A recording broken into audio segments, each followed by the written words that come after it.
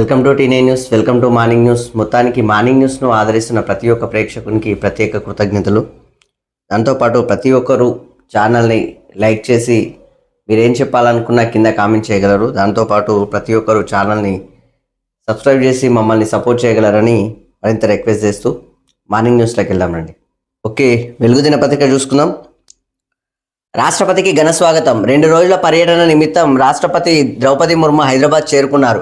గురువారం సాయంత్రం బేగంపేట నిజాం విమానాశ్రయంలో ఆమెకు గవర్నర్ జిష్ణుదేవ్ వర్మ, దాంతోపాటు సీఎం రేవంత్ రెడ్డి, ఇతర ఉన్నతాధికారులు ఘన స్వాగతం పలికారు. శుక్రవారం ఉదయం 10:30కు శిల్పకళా వేదికలో లోక్ మంథన్ కార్యక్రమానికి రాష్ట్రపతి ముఖ్య అతిథిగా హాజరవుతున్నారు. దాంతోపాటు మధ్యాహ్నం 12 గంటలకి తిరిగి ఢిల్లీ బయలుదేరి వెళ్తారని అధికార వర్గాలు చెప్తున్నాయని చెప్పేసి ఇక్కడ మొత్తానికి రాష్ట్రపతి ఈరోజు ద్రౌపది ముర్ము గారు ఈరోజు వస్తున్నారంట హైదరాబాద్కి. సో దానికి సంబంధించిన వార్త. కొలువుల్లోకి కొత్త కానిస్టేబుల్స్ 8,000 మంది. రాష్ట్ర వ్యాప్తంగా 19 పీటీసీల్లో 9 నెలలు ట్రైనింగ్ పూర్తి. అకాడమీ పీటీసీల్లో పాసింగ్ అవుట్ పరేడ్. రాష్ట్ర పోలీస్ అకాడమీ చీఫ్ గెస్ట్గా హాజరైన డీజీపీ జితేందర్ రాజకీయ ప్రేరేపిత హింసను ఎదుర్కోవాలని సూచన. ఇది ముఖ్య కీలక వ్యాఖ్యలు అన్నట్టు. ఇది ఒక రకంగా రాజకీయ ప్రేరేపిత హింసను ఎదుర్కోవాలని సూచన. అక్కడ ఉన్న వాళ్ళు, కొత్తగా వచ్చిన వాళ్ళు కానిస్టేబుల్స్ అయినా అని వాళ్ళ మీద మాత్రం ఇక్కడ పోలీసుల ప్రతి ఒక్క అధికారి పైన మాత్రం ప్రెషర్ ఎక్కడి నుంచి ఉంటుందంటే పైన ఉన్న ప్రజాప్రతినిధుల నుంచే ప్రెషర్ ఎక్కువ ఉంటుంది. ఈ పార్టీ ఆ పార్టీ అన్నట్టే ఉంటుంది. వాళ్ళ గొడవల మధ్యలో వీళ్ళు మాత్రం పోలీసులు మాత్రం సతమతం అవుతుంటారు. దాని గురించి ఇక్కడ కీలకంగా చెప్పిన పరిస్థితి కూడా ఉంటుంది. సో దానికి సంబంధించిన వార్త. మొత్తానికి కొలువులోకి దాదాపు 8,000 మంది కొత్త కానిస్టేబుల్స్ వచ్చారు. సో వాళ్ళు ఇంకా సక్సెస్ఫుల్గా ముందుకు వెళ్ళాలని చెప్పేసి మనం కంగ్రాట్స్ చెప్పొచ్చు మన టీ9 న్యూస్ నుంచి. సో దాంతోపాటు ఈ యొక్క 8,000 మంది సక్సెస్ఫుల్గా కొనసాగాలని కూడా మనం కోరుకోవాలి. దానికి సంబంధించిన వార్త. దాంతోపాటు డిసెంబర్ 9 నుంచి గ్రూప్ 2 హాల్ టికెట్లు, వచ్చే నెల 15-16 తేదీల్లో గ్రూప్ 2 పరీక్ష నిర్వహించనున్నారు. హాల్ టికెట్లు డిసెంబర్ 9 నుంచి టీజీపీఎస్సీ వెబ్సైట్లో అందుబాటులో ఉంటాయని కమిషనర్ సెక్రటరీ నవీన్ నికోలస్ తెలిపారు అని చెప్పేసి మొత్తానికి గ్రూప్ 2కు సంబంధించిన హాల్ టికెట్లు ఎగ్జామ్ ముందుకు ఉండబోతుంది. దాంతోపాటు హాల్ టికెట్లు కూడా అందుబాటులో ఉంటాయని చెప్పేసి ఇక్కడ వెల్లడించడం జరిగింది. దానికి సంబంధించిన వార్త. ఇక్కడ మొత్తానికి మెయిన్ వార్త చూసుకోవచ్చు. ఈరోజు మెయిన్ వార్త ఇదే. కాంట్రాక్టుల కోసం అదానీ లంచాలు. 5 రాష్ట్రాల్లో 2,200 కోట్ల ముడుపులు. ఏపీలోనే 1,750 కోట్లు. 2021 నుంచి 23 మధ్య నడిచిన భాగోతం. న్యూయార్క్ కోర్టులో క్రిమినల్ కేసు. గౌతమ్ అదానీ, ఆయన మేనల్లుడు, మరో 6గురిపై అరెస్ట్ వారెంట్. దాంతోపాటు అమెరికన్ పెట్టుబడిదారులను మోసం చేశారని ఆరోపణలు. దేశంలో రాజకీయ దుమారం. నిరాధార ఆరోపణలున్న అదానీ గ్రూప్ మళ్ళీ వాళ్ళేమో లేదని చెప్పేసి కూడా అంటున్నారు. సో ఇక్కడ చూడండి, దాదాపుగా 5 రాష్ట్రాల్లో 2,200 కోట్ల ముడుపులు. ఖాళీ లంచాలే అంత ఇచ్చి కాంట్రాక్టులు తీసుకున్నారంటే ఇక్కడ తీసుకున్నది ఎంత, వచ్చింది ఎంత? అదానీ మన ఆసియా మొత్తానికి బిగ్గెస్ట్ ధనవంతుడు. ఆసియా ఖండం మొత్తంలో బిగ్గెస్ట్ ధనవంతుడు ఎవరంటే అదానీ ఇలా తీసుకోవాల్సిన పరిస్థితి. మొత్తానికి లంచాలు ఇచ్చి కాంట్రాక్టులు. మొన్న ఆల్రెడీ ఇక్కడ కూడా లంచాలంటే తెలంగాణకు కూడా ఫండ్ ఇచ్చిండు. ఈ స్కిల్ డెవలప్మెంట్ యూనివర్సిటీ ఉంది కదా, దానికి సంబంధించి 100 కోట్ల భారీ విరాళం అదానీనే ఇవ్వడం జరిగింది. మరి దాని గురించి ఇక్కడ రాష్ట్రం ఏమంటుందో కూడా చూడాలి.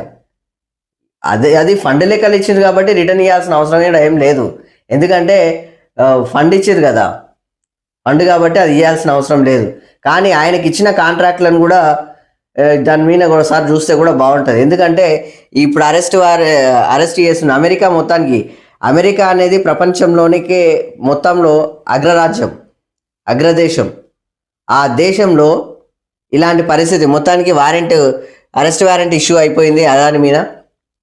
ఆయన మేనల్లుడు, ఆయనకు సంబంధించి మొత్తానికైతే అదానిని అరెస్ట్ చేసే ఛాన్సెస్లు కూడా ఉంటాయి. కాబట్టి ఇక్కడ మెయిన్గా ఈ యొక్క మన భారతదేశంలో ఇక్కడ బీజేపీ పార్టీ అదానీ అంబానీ ఏమంటారు సపోర్ట్ తోటే ఇక్కడ బీజేపీ పార్టీ నడుస్తుంది అన్నట్టుగా కొన్ని కీలక వర్గాలు విశ్లేషకులు చెప్తా ఉంటారు. సో ఇక్కడ ఈ యొక్క దేశం మీద ఏం ఎఫెక్ట్ పడబోతుంది, రాజకీయాల మీద ఏం ఎఫెక్ట్ పడబోతుంది, సో ఆ విధంగా కూడా మనం ఆలోచన చేయాల్సిన పరిస్థితి ఉంటుంది. ఎందుకంటే ఒక రకంగా అదానీ అనే వ్యక్తి మన ప్రధానికి ప్రియమిత్రుడు, ఒక రకంగా సన్నిహితుడు. మరి ప్రధాని ఏం చేయబోతున్నాడు? ప్రస్తుతానికి ప్రధాని విదేశాల్లో ఉన్నారు. సో ఏం చేయబోతున్నారు? మొత్తానికి అయితే ఈ యొక్క అదానీ యొక్క చిట్టా మొత్తం బయటికి వచ్చిన పరిస్థితి కనిపిస్తుంది. దానికి సంబంధించిన వార్త మొత్తానికి న్యూయార్క్ కోర్టులో క్రిమినల్ కేసు నమోదైంది. నిరాధార ఆరోపణలన్న అదానీ గ్రూప్ మాత్రం అంటుంది. కానీ ఏపీలోనే 1750 కోట్లు ఏపీలోనే వైఎస్ జగన్ హయాంలోనే మొత్తానికి ఇచ్చినట్టుగా వార్త. ఇక్కడ కూడా కాంట్రాక్ట్లు ఏమిచ్చారు ఈ యొక్క తెలంగాణ నుంచి? ఎందుకంటే అదానీని ఇక్కడ రాహుల్ గాంధీ ఎప్పుడు ఎత్తి పొడుస్తూనే ఉంటాడు. దాంతోపాటు ఇక్కడ నిధులు ఇచ్చి ఇక్కడ కాంట్రాక్ట్లు కూడా రేవంత్ రెడ్డి ఇక్కడ ఉన్న కాంగ్రెస్ ప్రభుత్వం ఏమన్నా ఇచ్చిందా? ఏం కథ? మొత్తానికి అవి ఏమన్నా మళ్ళీ రిటర్న్ తీసుకుంటారా, క్యాన్సిల్ చేస్తారా? ఆ విషయాలు ఏందో మళ్ళా చూడాల్సిన పరిస్థితి కూడా ఉంటుంది. సో దానికి సంబంధించిన వార్త. అరెస్ట్ చేయాల్సిందే అమెరికా భారత చట్టాలను అదానీ ఉల్లంఘించాడు.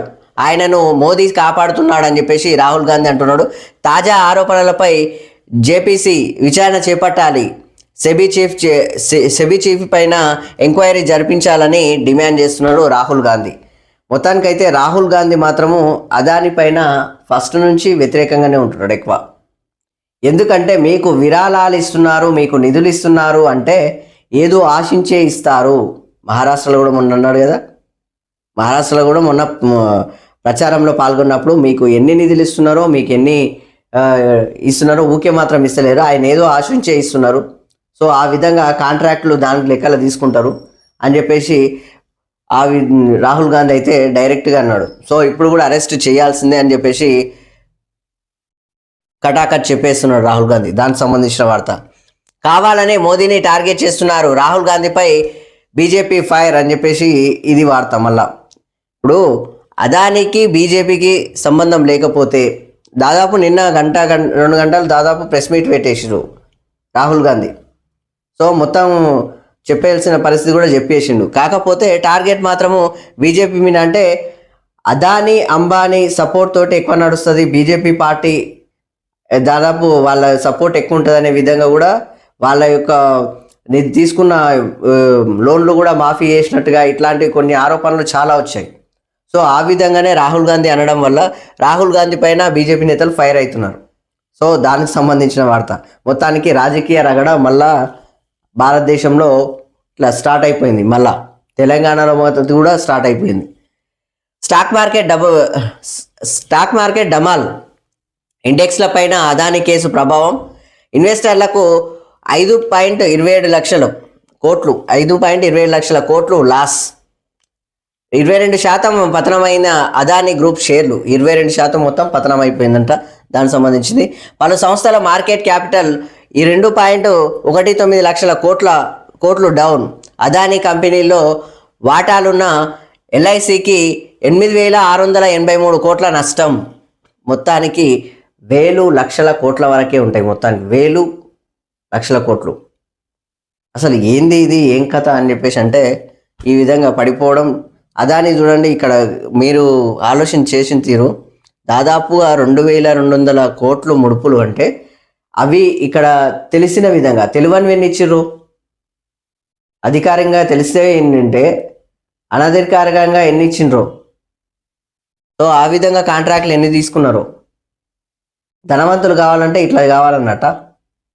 మొత్తానికి దొడ్డిదారి వెతుకొని పోవడం, ఇది పరిస్థితి. మొత్తానికి ఇది అదానికి సంబంధించిన వార్త. దాంతోపాటు మోదీకి గయానా ది అవార్డు అని చెప్పేసి of excellence award, the award of excellence award అని చెప్పేసి ఇక్కడ మోదీకి ఇవ్వడం జరిగింది. ప్రధానమంత్రి నరేంద్ర మోదీకి గయానా దేశం తమ అత్యున్నత జాతీయ పౌర పురస్కారం ది అవార్డ్ ఆఫ్ ఎక్సలెన్స్ను ప్రదానం చేసింది. ఈ అవార్డు అందుకున్న 4వ విదేశీ నేతగా మోదీ కావడం విశేషం అని చెప్పేసి మొత్తానికి ఈ యొక్క గయానా దేశం వాళ్ళకు నరేంద్ర మోడీ మన ప్రధానికి అవార్డు ఇవ్వడం జరిగింది. దానికి సంబంధించిన వార్త. సో నేతన్యాహుపై ఐసీసీ అరెస్ట్ వారెంట్. యుద్ధ నేరాలకు పాల్పడుతున్న ఆరోపణలపై ఇజ్రాయెల్ ప్రధాని బెంజామిన్ నేతన్యాహుకు ఇంటర్నేషనల్ క్రిమినల్ కోర్టు గురువారం అరెస్ట్ వారెంట్ జారీ చేసిందని చెప్పేసి ఇక్కడ వార్త. దాంతోపాటు ప్రతి 20 మందిలో 5గురికి దగ్గు సర్ది. ప్రతి 20 మందిలో 5గురికి దగ్గు సర్ది అని చెప్పేసి ఇక్కడ వార్త. ప్రభుత్వ ప్రైవేట్ హాస్పిటల్లో భారీగా ఓసి. రాష్ట్రంలో ఒక్కసారిగా మారిన వాతావరణం. చలి వల్ల హైదరాబాద్ సహా పలు ప్రాంతాల్లో పెరిగిన పొల్యూషన్.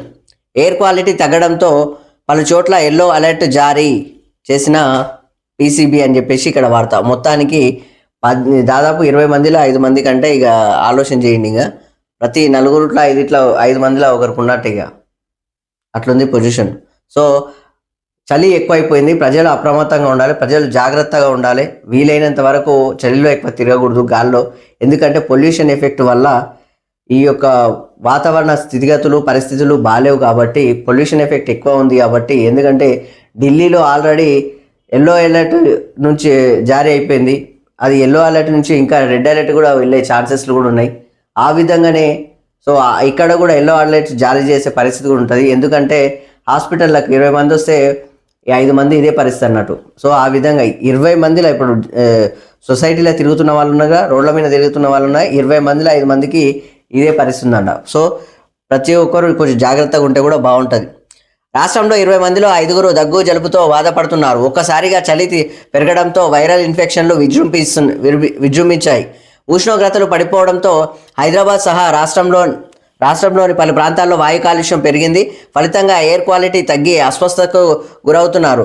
4-5 రోజుల నుంచి అటు ప్రభుత్వ ఇటు ప్రైవేటు హాస్పిటళ్లలో అవుట్ పేషెంట్లు భారీగా పెరిగారు. ఇందులో ఎక్కువ మంది సర్ది దగ్గు జ్వరంతో బాధపడుతున్నారు. ఏం జ్వరమో తెలుసుకునేందుకు బ్లడ్ టెస్ట్లు చేయించుకుంటున్నారు అని చెప్పేసి ఇక్కడ వార్త. దాంతోపాటు అమెరికా నుంచి కూడా కొంచెం మీకు తెలుసు ఆల్రెడీ, నిన్న మనం ఆ వార్త చదువుకున్నాం. అక్కడ నుంచి కూడా విష జ్వరాలు వస్తున్న పరిస్థితి. సో దాని గురించి కూడా మీరు కొంచెం ప్రత్యేకంగా ఫోకస్ పెడితే కూడా బాగుంటుంది.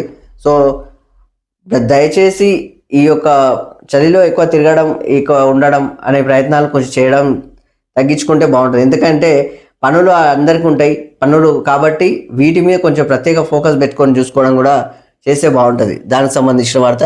వచ్చే నెల 9 నుంచి వచ్చే నెల 9 నుంచి అసెంబ్లీ సెషన్స్ అని చెప్పేసి ప్రత్యేకంగా ఇప్పుడు అసెంబ్లీ సెషన్స్ స్టార్ట్ చేస్తున్నారు. వచ్చే నెల 9, వచ్చే నెల 7 తారీఖు సంవత్సరం అవుతుంది కాంగ్రెస్ పార్టీ గవర్నమెంట్ ఫామ్ చేసి. సో ఆ గవర్నమెంట్ ఫామ్ చేసి సంవత్సరం అయిన తర్వాత 2 రోజులనే మళ్ళా 9 తారీఖు అసెంబ్లీ సెషన్స్. ఆ రోజు మాత్రము కీలకంగా ఈ అసెంబ్లీ సమావేశాలు కంప్లీట్ కీలకం. ఎందుకంటే మూసీ ప్రాజెక్ట్ ఉంది కదా, మూసీ పునర్జీవన్ పైన చర్చలు జరుగుతాయి. దాంతోపాటు ఈ యొక్క మన లగచర్ల కేసు కావచ్చు ముందుకు రావచ్చు. దాంతోపాటు ఈ యొక్క కంపెనీలు తీసుకోవాల్సిన పరిస్థితుల్లో భూసేకరణలు ఉన్నాయి కదా, దానికి సంబంధించినవి కావచ్చు. దాంతోపాటు ఈ యొక్క విజయోత్సవాలకు సంబంధించిన లెక్కలు కావచ్చు, కాంగ్రెస్ పార్టీ విజయోత్సవాలు చేస్తుంది కదా ఆ లెక్కలు కావచ్చు. వివిధ అంశాలపైన కూడా చర్చించే లెక్కలు ఉంటాయి అన్నట్టు. సభ ముందుకు కులగణన కూడా ఇప్పుడు పూర్తి అయిపోతుంది, దానికి సంబంధించింది. దాంతోపాటు స్థానిక ఎన్నికల గురించి కూడా వచ్చే ఛాన్సెస్లు ఉంటాయి. ఏడాదిలో చేసిన కార్యక్రమాలపై చర్చ. అదే రోజు సెక్రటరియట్లో తెలంగాణ తల్లి విగ్రహాన్ని ఆవిష్కరించనున్న సీఎం రేవంత్ రెడ్డి. ఆలోపే మంత్రివర్గ విస్తరణ చేపట్టే ఛాన్స్ ఉందని చెప్పేసి ఇక్కడ వార్త. వాస్తవానికి సంవత్సరం అయింది, ఈ యొక్క క్యాబినెట్ విస్తరణ కూడా జరగట్లేదు. సో ఈ 6 మంత్రులు ఎవరు? సో 6 మంత్రుల క్యాబినెట్ విస్తరణ ఎప్పుడు జరుగుతుంది? దాంతోపాటు నామినేటెడ్ పోస్టుల పరిస్థితి ఏంది? అవి కూడా ముందుకు రావట్లేదు పెద్దగా. చాలాసార్లు ఆగి నడుస్తుంది. శ్రావణ మాసంలో ఇస్తున్నారు, శ్రావణ మాసం అయిపోయా, మళ్ళీ ఇప్పుడు కార్తీక మాసం వచ్చింది, అక్కడ కూడా అయింది. సో ఇప్పుడు ఎవరికి ఇస్తారు, ఏమిస్తారు అనేది కూడా చూడాలి. ఈ యొక్క మంత్రివర్గ విస్తరణలో మాత్రము ఇప్పుడు ఇదే ఖమ్మం జిల్లాలో 3 మంత్రులు ఉన్నారు. పొంగులేటి ఉన్నాడు, తుమ్మల సార్ ఉన్నాడు, దాంతోపాటు బట్టి విక్రమార్క సార్ ఉన్నారు. ఆయన మళ్ళా డిప్యూటీ సీఎంగా కూడా ఉన్నాడు. దాంతోపాటు నల్గొండ ఉత్తమ్ కుమార్ సార్ ఉన్నాడు, కోమటిరెడ్డి వెంకటరెడ్డి సార్ ఉన్నారు, మన రాజ్ కుమార్ రెడ్డి సార్ కూడా రెడీ అవుతున్నాడు. సో ఇట్లా ఒక్కొక్క జిల్లాలకి ప్రాధాన్యత ఇవ్వడమే కాకుండా లేని జిల్లాలలో కూడా అక్కడ కూడా కొంచెం ఎక్కువ ఫోకస్ పెడితే కూడా బాగుంటుంది. ఎందుకంటే అక్కడ వచ్చేసి ఆదిలాబాద్ కావచ్చు, అక్కడ కరీంనగర్ కావచ్చు. కరీంనగర్ సార్ అంటే కరీంనగర్లో పొన్నం ప్రభాకర్ సార్ ఉంటారు. సో ఇంకా అక్కడ చూడాలన్నట్టు నిజామాబాద్ ఆ సైడ్ కొంచెం ఫోకస్ పెట్టాలి. ఎందుకంటే అక్కడ కొంతవరకు వెనుకబడిన వర్గాల లెక్కల, దాంతోపాటు వెనుకబడిన ప్రాంతాల లెక్కల కొంత ఉంది. సో అక్కడ కూడా అభివృద్ధి దిశగా తీసుకెళ్తే కూడా బాగుంటుంది. సో దాని మీద ప్రత్యేక ఫోకస్ పెడితే కూడా బాగుంటుంది. సో దానికి సంబంధించి ఈ యొక్క క్యాబినెట్ విస్తరణ జరగాలని మేము రిక్వెస్ట్ చేస్తున్నాం. దాంతోపాటు ఉక్రెయిన్పై ఖండాంతర క్షిపణితో రష్యా దాడి అని చెప్పేసి ఇక్కడ వార్త. అణ్వాయుధ పాలసీని సవరించిన మరుసటి రోజే ప్రయోగం. 60 ఏళ్ల క్రితమే ఐసీబీఎంల తయారీ యుద్ధంలో ప్రయోగించడంపై మాత్రం ఇదే ఫస్ట్ అని చెప్పేసి ఇక్కడ వార్త. మొత్తానికైతే ఈ యొక్క ఉక్రెయిన్పై మళ్ళా దాడి జరుగుతుంది కదా. వాస్తవానికి ఈ క్షిపణిలతోటి దాడులు చేస్తే విధ్వంసాలు ఎక్కువైపోతున్నాయి. విధ్వంసాలు ఎక్కువైపోతే ఇక్కడికే ప్రాణ నష్టం ఎక్కువైపోయి చాలా ఇబ్బంది అయిపోయి దేశాలు మొత్తం కొట్టుకుపోతున్నాయి. సైనికులు మొత్తం చనిపోతున్నారు. అక్కడ జనాభా మొత్తం తగ్గిపోతుంది. అక్కడ ఉన్న పరిస్థితులు మరి చాలా ఇబ్బందులు ఉన్నాయి. సో ఈ యొక్క ప్రపంచ యుద్ధం మళ్ళీ మొదలవుతున్న పరిస్థితి అయితే కనిపిస్తుంది. 3వ ప్రపంచ యుద్ధం అది ఎంత మేరకు అవుతుందో చూడాలి. ఐక్యరాజ్య సమితి కొంచెం ముందరికి వచ్చి ఇక్కడ దేశాధినేతలు ఇక్కడ G20 సమావేశాల్లో లెక్కల మొత్తానికి కూర్చొని అందరితో చర్చలు చేసేసి దాంతోపాటు అమెరికా ఎంటర్ అవుతుంది. కొంచెం ఇబ్బంది చాలా అయిపోతుంది. ప్రపంచ యుద్ధం అంటే మాటలు కాదు, ప్రపంచం మొత్తం సర్వనాశనం అయ్యే లెక్కలు. సో మొత్తానికైతే ఇది వార్త. స్థానిక ఎన్నికలు సంక్రాంతి తర్వాతే డిసెంబర్ నెలాఖరు వరకు రిజర్వేషన్లపై స్పష్టత. 3 విడతల్లో ఎన్నికల నిర్వహణపై సర్కార్ కసరత్తు అని చెప్పేసి ఇక్కడ వార్త. మొత్తానికి సంక్రాంతి తర్వాతే స్థానిక ఎన్నికలు అంటే ఫస్ట్ సర్పంచ్, ఎంపీటీసీ, జెడ్పీటీసీ, ఇక అన్నీ ఒకటోసారి మున్సిపాలిటీ వర్షన్, దాంతోపాటు కార్పొరేటర్లు, కౌన్సిలర్లు అన్నీ ముందరకు వస్తాయి ఇక. సో ఆ లెక్కన దానిల కోసం అయితే చాలామంది రెడీగా ఉన్నారు. చాలామంది వెయిటింగ్ లిస్ట్లో ఉన్నారు, వెయిట్ చేస్తున్నారు ఎప్పుడు అని. సో మొత్తానికి సంక్రాంతి తర్వాత అని చెప్పేసి ఒక స్పష్టత అయితే వస్తున్న పరిస్థితి అయితే కనిపిస్తుంది.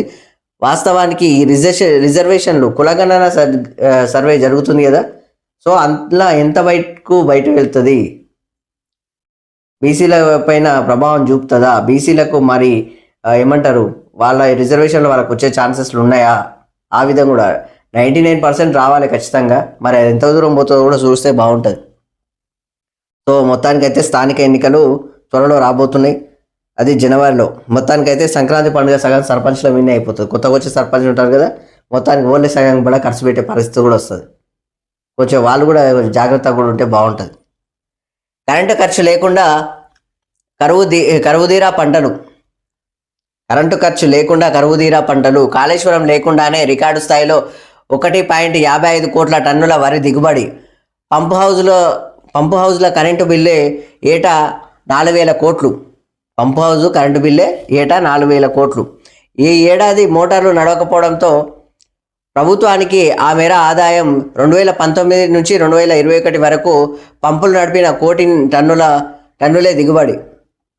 ఈ ఏడాది వర్షాలు మంచిగా పండడంతో నిండిన ప్రాజెక్టులు, వాటితోనే రికార్డు స్థాయిలో ధాన్యం దిగుబడి అని చెప్పేసి ఇక్కడ వార్త. మొత్తానికి ఈ యొక్క పంటలు పండే విధానంలో వాస్తవానికి సాగునీరు ఇవ్వాలి. సాగునీరు ఇస్తామని చెప్పేసి ప్రాజెక్టులు కట్టడం, ప్రాజెక్టుల నుంచి సాగునీరు అందిస్తామని చెప్పడం. ప్రాజెక్టులు కట్టేదే సాగునీటి కోసం కదా. ఇక్కడ కాళేశ్వరం కావచ్చు, ఇక్కడ చూడండి కాళేశ్వరం లేకుండానే రికార్డు స్థాయిలో వరి పండింది ఇక్కడ. అదేవిధంగా ఇక్కడ పాలమూరు ఎత్తిపోతలు అయితే ఎంత బాగుంటుంది, ఇక్కడ ఉన్న ప్రాజెక్టులన్నీ మంచిగా బ్రహ్మాండంగా ముందుకు వస్తే ఎంత బాగుంటుంది. మరి దాని గురించి కూడా ఆలోచన చేస్తే బాగుంటుంది కదా. ఎంతవరకు ఇది కరెక్టు. సాగునీళ్ళు ఇస్తే రైతులకు ఇబ్బందులు ఉండవు కదా, కరెంటుల కోసం పెద్దగా ఆలోచన చేయరు కదా, సాగునీళ్ళు ఉండడం వల్ల పంటలు కూడా బ్రహ్మాండంగా వస్తాయి కదా, ఈసారి రికార్డు స్థాయిలో పంటలు వచ్చినాయి. అది అదేవిధంగా నీళ్లు స్పష్టంగా ఉంటే ఇక్కడ ఇబ్బందుల్లో లేకుండా రైతులు పర్ఫెక్ట్గా పనిచేస్తారు కదా, వాళ్ళకి ఇబ్బందులే ఉండకూడదు. సో మరి ప్రాజెక్టులు కట్టి ఈ కాళేశ్వరం ప్రాజెక్టుని అయితే మొత్తానికి అయితే సగం ముంచేసిన పరిస్థితి అయితే కనిపిస్తుంది. మరి ఇప్పుడు పాలమూరు ఎత్తిపోతల ఈ కురుమూర్తిరాయ ప్రాజెక్ట్ ఎప్పుడు స్టార్ట్ అవుతుందో అది కూడా చూడాలి మరి.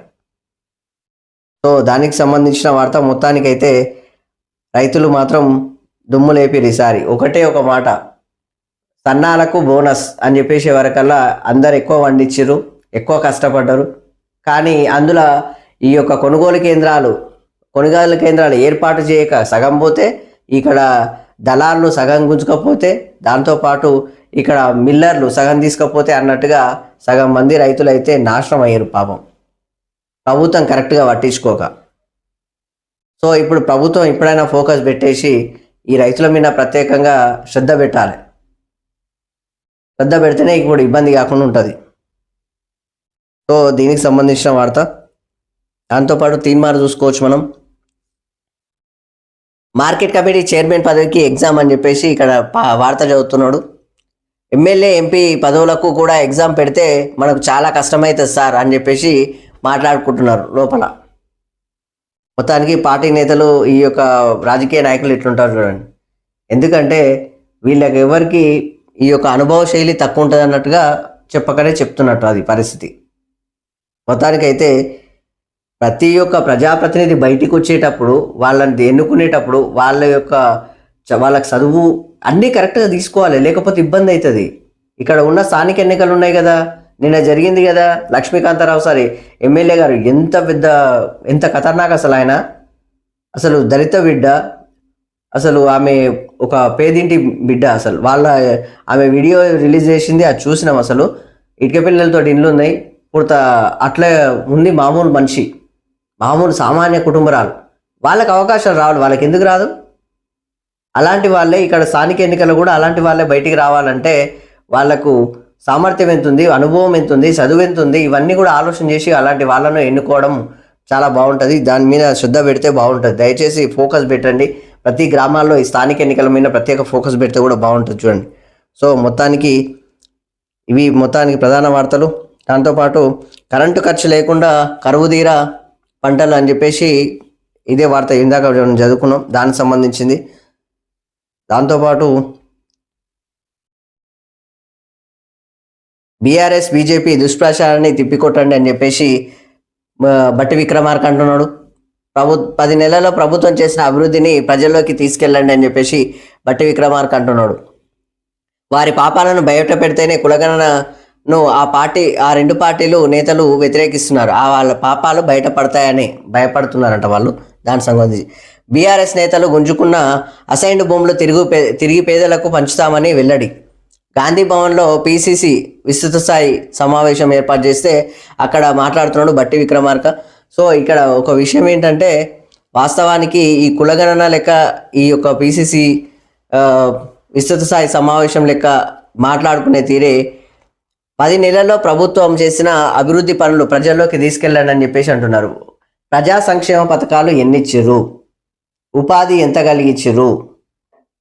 ఇప్పుడు ఉద్యోగాలు ఇస్తున్న విషయం ఒక రకంగా చూడొచ్చు, సంతోషమే. దాంతోపాటు ప్రజా సంక్షేమాల బయటికి ఎన్ని వచ్చినాయి, రేషన్ కార్డులు కూడా రాలేదు ఇప్పటి వరకు.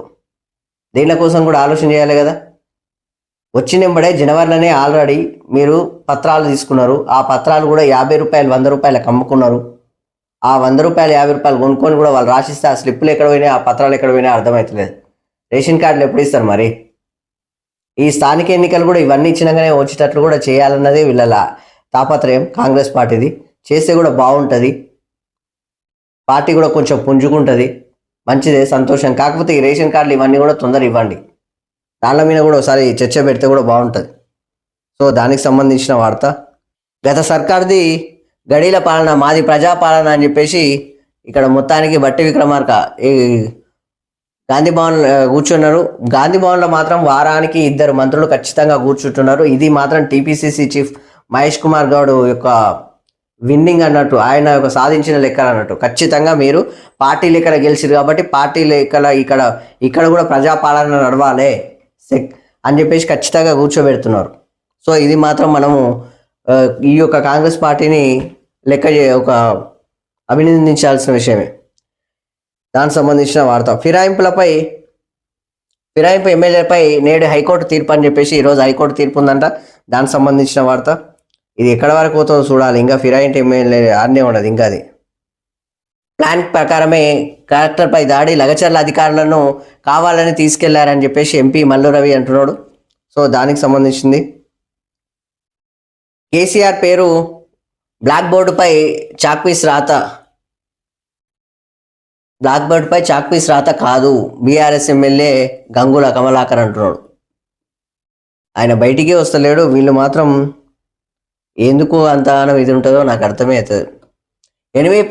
ప్రాపర్టీస్ లెక్క తేల్చండి అని చెప్పేసి ఇక్కడ డిసెంబర్లోగా రికార్డుల పరిశీలన సర్వే పూర్తి చేయండి, సేపీ అధికారులకు కేంద్ర మంత్రి బండి సంజయ్ ఆదేశాలు అని చెప్పేసి ఇక్కడ వార్త. దానికి సంబంధించింది. దాంతోపాటు రంగనాయక వద్ద భూమి కబ్జా చేయలే కొన్నా అని చెప్పేసి హరీష్ రావు అంటున్నాడు. సో ఆయనది ఫామ్ హౌస్ కేసు బయటికి వెళ్తుంది కదా, ఆయన భూములు బయటకు వెళ్తున్నాయి కదా, ఆ లెక్కలు కూడా ఆలోచన చేయాల్సిన లెక్కలు కూడా ఉన్నట్టున్నాయి. మొత్తానికి ఇవి ప్రధాన వార్తలుగా కనిపిస్తున్నాయి మనకు.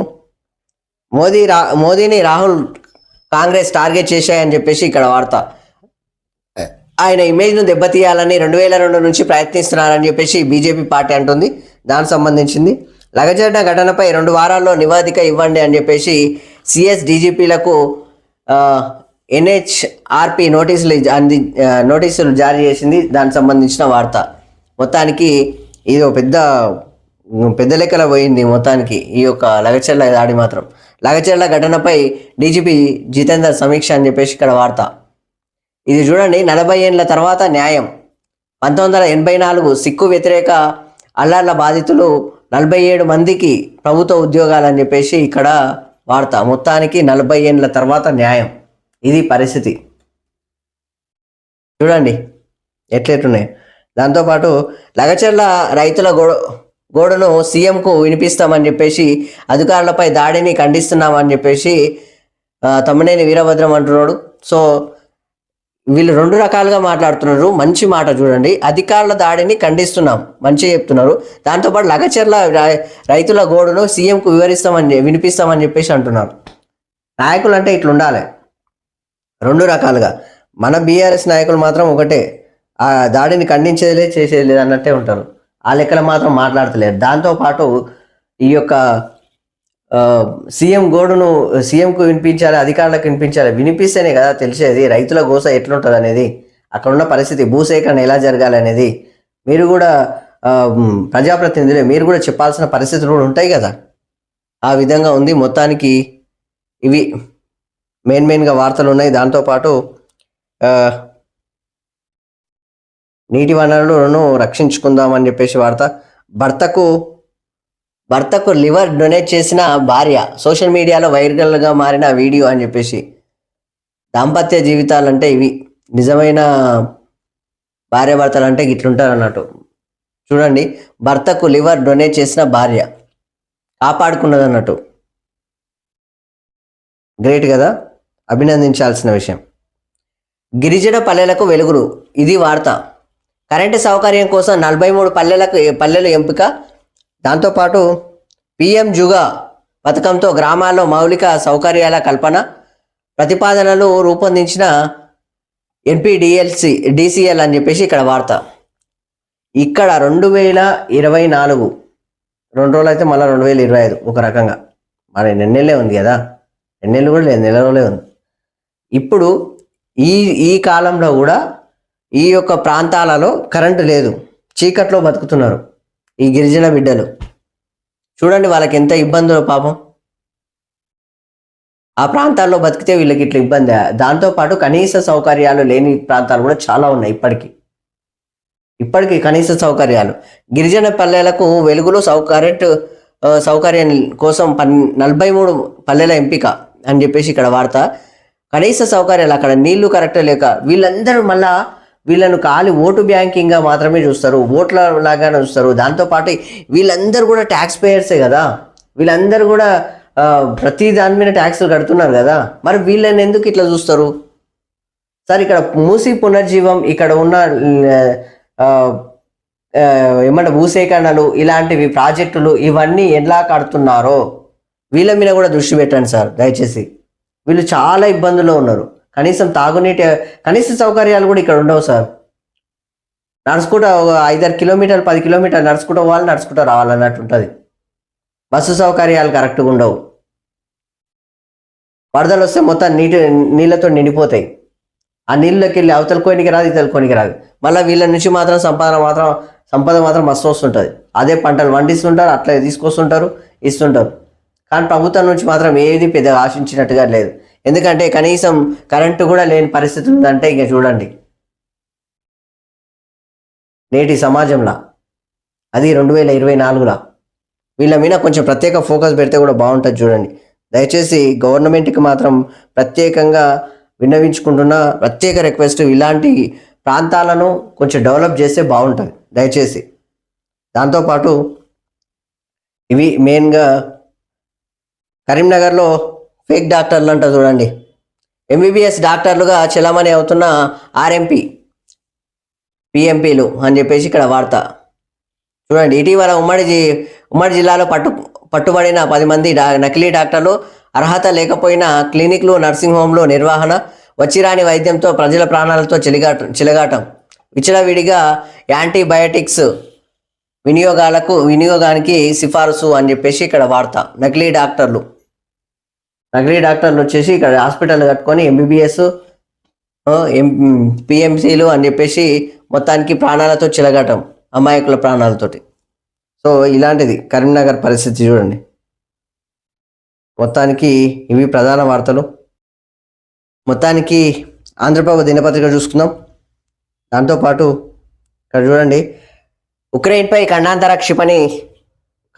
క్షిపణితో రష్యా దాడి, డిప్రోలో నగరంలో పలు చోట్ల విధ్వంసం ధృవీకరించిన కీవ్, క్రెమ్లిన్ మౌనం అని చెప్పేసి ఇక్కడ వార్త. మొత్తానికైతే ప్రపంచ యుద్ధం మొదలవుతుంది, 3వ ప్రపంచ యుద్ధం.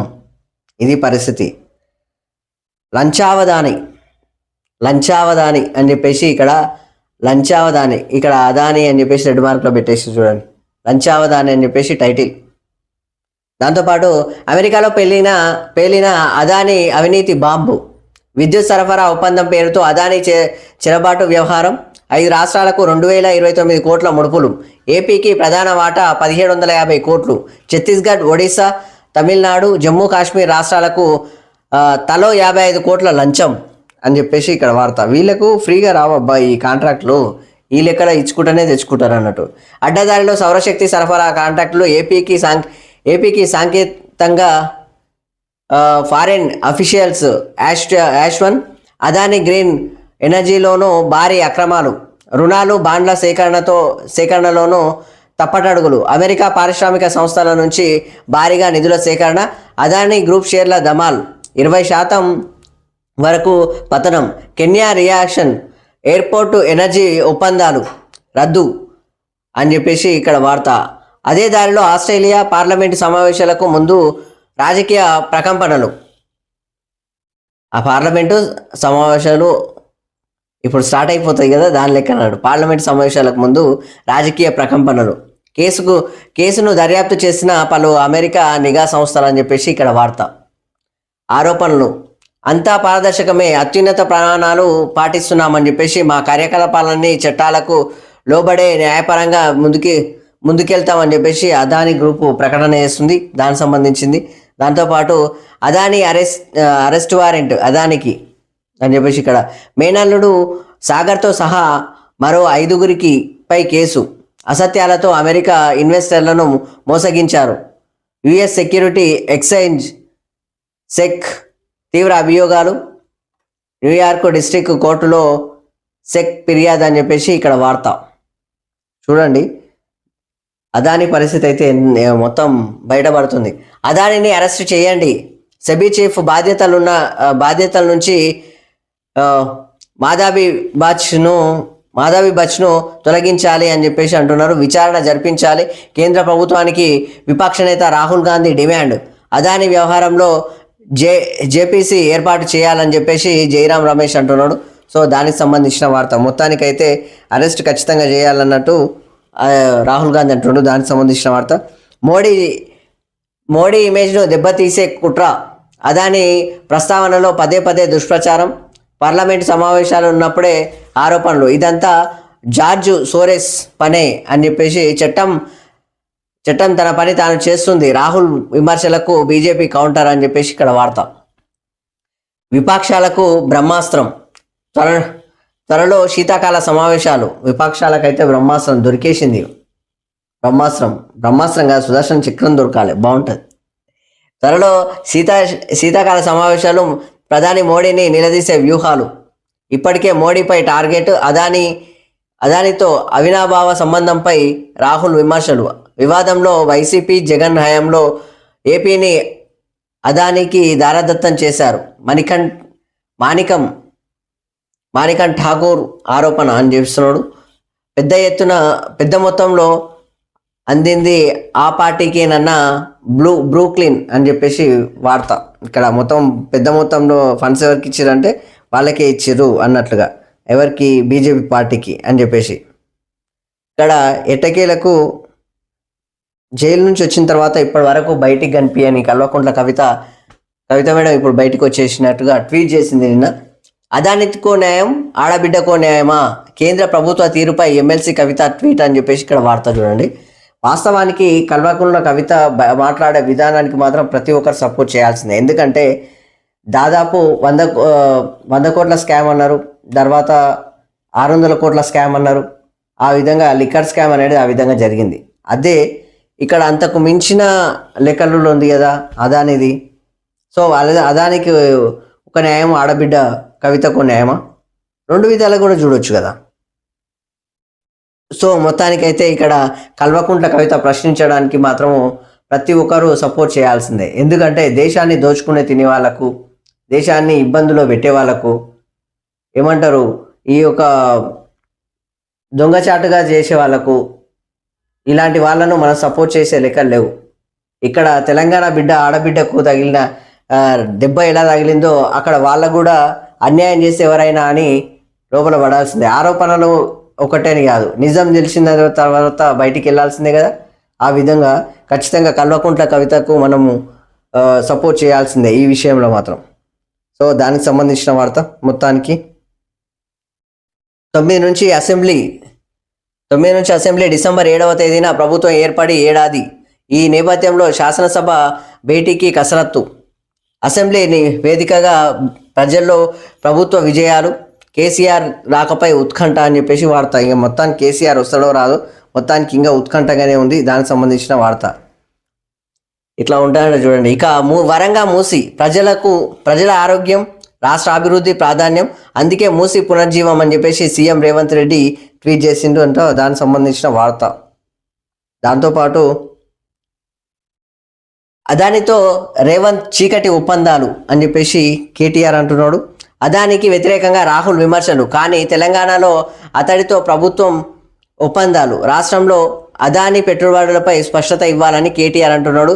సో ఈ యొక్క అదానిది బయటికి వెళ్తుంది కాబట్టి కేటీఆర్ కూడా మనం సపోర్ట్ చేయాల్సిందే. ఖచ్చితంగా కేటీఆర్ తరఫున మాట్లాడాల్సిందే. ఎందుకంటే ఇక్కడ రాష్ట్రంలో మనకు ఆల్రెడీ స్కిల్ డెవలప్మెంట్ యూనివర్సిటీకి 100 కోట్ల విరాళం ఇచ్చిండు కదా, ఇదే అదాని. అది కూడా ఎక్కువ ఫండ్ ఆ లెక్క. కానీ ఇక్కడ అతడితో ప్రభుత్వం ఒప్పందాలు, రాష్ట్రంలో అదాని పెట్టుబడులపై స్పష్టత ఇవ్వాలని చెప్పేసి కేటీఆర్ అన్నట్టుగా ఖచ్చితంగా స్పష్టత ఇవ్వాలి.